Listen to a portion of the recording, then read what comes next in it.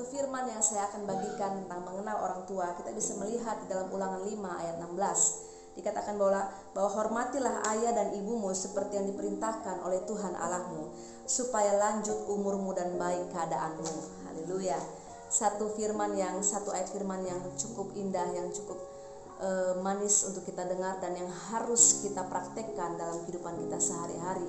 Tuhan katakan, hormatilah ayah ibumu supaya lanjut umurmu. Bapak Ibu yang terkasih, tadi adalah yang ketiga, dikatakan mengenal orang tua. Yang keempat, kita bisa melihat mengenal saudara dan saudari kita. Dalam kehidupan ini mungkin kita memiliki saudara atau saudari. Kita mungkin tidak hanya pribadi yang sendiri di dalam rumah kita. Mungkin kita punya abang, adik, dan lain sebagainya. Kita wajib mengenal bagaimana mereka dalam kehidupan kita, bagaimana cara kita untuk mengenal mereka lebih dalam lagi terhadap saudara-saudari kita, bagaimana kita membangun hubungan kita dengan mereka, bagaimana kita mengampuni segala kesalahan yang mereka lakukan dan kita tidak mengingat-ingat kesalahan yang mereka lakukan.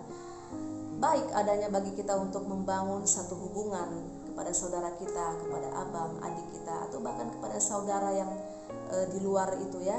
Kita harus mengenal dengan baik bagaimana karakter mereka, bagaimana kepribadian mereka, bagaimana kita membangun hubungan yang baik dengan mereka. Bapak Ibu, kita bisa melihat banyak contoh-contoh dalam firman Tuhan ketika Yusuf dijual oleh saudara-saudaranya. Kenapa? Karena begitu banyak kebencian dan iri hati yang tersimpan di dalam hati saudaranya. Mereka begitu cemburu dan iri hati melihat, mendengar mimpi-mimpi yang dikatakan oleh Yusuf, sehingga mereka pada akhirnya kita tahu Yusuf dijual. Bapak Ibu, kita juga bisa melihat kepada Kain dan Habel, di mana Kain iri kepada Habel karena persembahannya. Tuhan lebih mengindahkan persembahan Habel. Kita bisa melihat Bapak Ibu, begitu banyak iri hati, begitu banyak masalah yang ditimbulkan daripada iri hati, daripada kecemburuan. Kita bisa melihat itu mungkin satu hal yang sangat lumrah terjadi dalam kehidupan kita ketika saudara-saudari kita saling iri hati, cemburu. Tetapi Bapak Ibu, ketika kita anak-anak yang dipilih, anak-anak yang hidupnya takut akan Tuhan, kita bisa mengerti kita harus jauh hidup daripada iri hati kepada satu dengan yang lain, cemburu satu dengan yang lain. Kita bisa melihat begitu banyak contoh dalam ayat-ayat Alkitab, dalam firman Tuhan. Karena iri hati dan cemburu adalah sumber kehancuran Bapak Ibu. Iri hati dan cemburu adalah sumber kehancuran. Iri hati terjadi ketika seseorang tidak bisa menerima bahwa orang lain memiliki kelebihan dari yang dia miliki. Mungkin dia lebih kaya, lebih cantik, lebih tampan, lebih berbakat, dan lain sebagainya.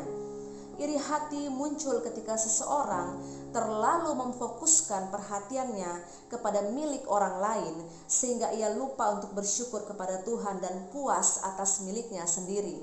Bapak Ibu, iri hati dan cemburu adalah sumber kehancuran.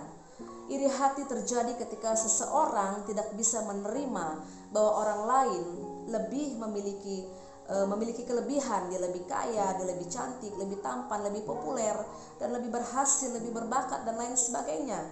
Saya ulangi, iri hati muncul ketika seseorang terlalu memfokuskan perhatiannya kepada milik orang lain, sehingga dia lupa untuk bersyukur atas apa yang sudah Tuhan berikan kepada hidupnya. Bapak Ibu, iri hati dan cemburu adalah penyakit yang sangat berbahaya. Ketika kita iri, ketika kita cemburu melihat apa yang saudara kita miliki, apa yang saudari kita miliki dan kita tidak punya, dikatakan berarti kita terlalu fokus dengan apa yang dimiliki oleh orang lain. Kita tidak fokus dengan apa yang kita punya. Kita lebih fokus dan lebih memusingkan apa yang orang lain punya. Dia lebih berbakat, dia lebih punya potensi, dia lebih kaya, dia lebih tampan, dia lebih cantik, dan lain sebagainya. Bapak Ibu, iri hati adalah sumber kehancuran. Iri hati dan cemburu tidak pernah membawa kita dalam kebahagiaan. Itu sebabnya kita harus mengenal baik saudara-saudari kita. Kenallah dengan hati nuranimu. Jauhkan iri hati dan cemburu dari hidupmu. Yang terakhir adalah ketika kita mengenal teman hidup, suami atau istri dalam hidup kita. Salah satu yang sangat sulit bagi kita sebagai suami atau sebagai istri adalah mengenal pasangan kita lebih jauh lagi. Banyak masalah yang terjadi dalam rumah tangga, banyak masalah problema yang terjadi dalam rumah tangga, mungkin karena kita kurang mengenal kepribadian mereka, kita kurang mengenal salah satu kepribadian suami kita atau istri kita. Itu sebabnya kita harus mengenal jauh ke dalam bagaimana sifat suami kita atau istri kita. Dan yang membuat saya menarik adalah salah satu yang harus kita hindari adalah kepada kita sebagai istri-istri, kalau kita tidak boleh terlalu mengontrol suami kita atau pasangan kita. Kita setiap pribadi atau individu kita memiliki privasi yang harus kita hargai. Itu sebabnya Bapak Ibu, kita harus mengenal, memberikan kebebasan kepada pasangan kita. Kita harus menghargai mereka sebagai satu pribadi yang unik, satu pribadi yang Tuhan ciptakan. Kita harus menjadi penolong bagi mereka. Begitu pula sebaliknya, suami juga harus mengenal istri dengan sangat baik. Itu sebabnya Bapak Ibu, banyak hal-hal yang harus kita kenal dalam kehidupan kita, dalam kehidupan pribadi kita. Yang terakhir akan saya bagikan adalah mengenal sahabat atau teman.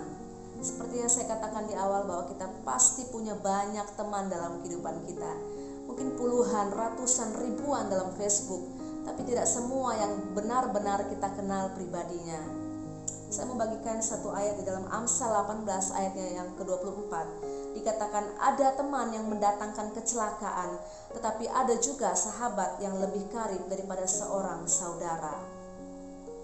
Ada teman yang mendatangkan kecelakaan. Bapak Ibu perhatikan, ada teman yang mendatangkan kecelakaan. Saya menggarisbawahi kata teman dalam ayat ini.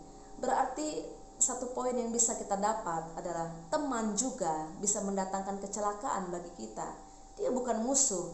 Sangat jelas dikatakan bahwa ada teman yang mendatangkan kecelakaan. Bapak Ibu, kita harus berhati-hati dengan orang-orang di sekeliling kita. Mungkin dia merangkul kita, dia tertawa kepada kita, dia tersenyum kepada kita, tapi kita tidak tahu apakah dia teman yang sesungguhnya atau apakah dia teman atau sahabat yang sesungguhnya.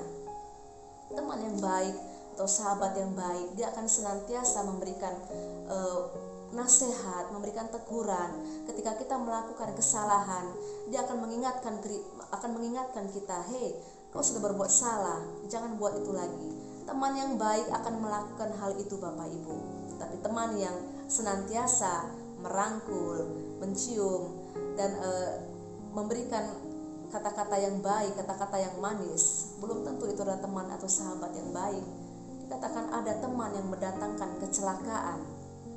Hati-hati Bapak Ibu, untuk orang-orang di sekitar kita, kita harus mengenal mereka dengan sangat baik. Mengenal Bapa di surga sebagai pencipta kita, mengenal pribadi kita sendiri, diri kita sendiri, mengenal orang tua kita, mengenal suami istri kita, mengenal saudara-saudari kita, mengenal pasangan hidup kita, mengenal sahabat, orang-orang yang di sekeliling kita membutuhkan pertolongan tangan Tuhan yang tidak pernah lepas dari hidup kita.